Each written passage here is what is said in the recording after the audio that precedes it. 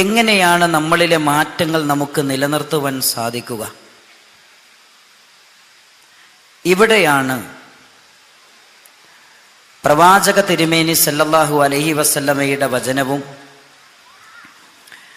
പരിശുദ്ധ ഖുർആനിൻ്റെ വചനവും നമ്മൾ ശ്രദ്ധിക്കേണ്ടത്. പരിശുദ്ധമായ ഖുർആൻ നമ്മളെ പഠിപ്പിച്ചു,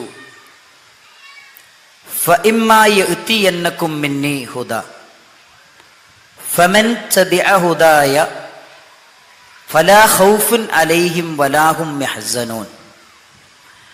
എന്നിൽ നിന്ന് വല്ല മാർഗദർശനവും നിങ്ങൾക്ക് വന്നെത്തിക്കഴിഞ്ഞാൽ എൻ്റെ മാർഗദർശനത്തെ പിൻപറ്റിക്കൊണ്ട് ആരാണോ ജീവിക്കുന്നത് അവന് സമാധാനപൂർണമായ ജീവിതം നയിക്കാൻ സാധിക്കും, സ്വസ്ഥദായകമായ ജീവിതം നയിക്കാൻ അവന് സാധിക്കും.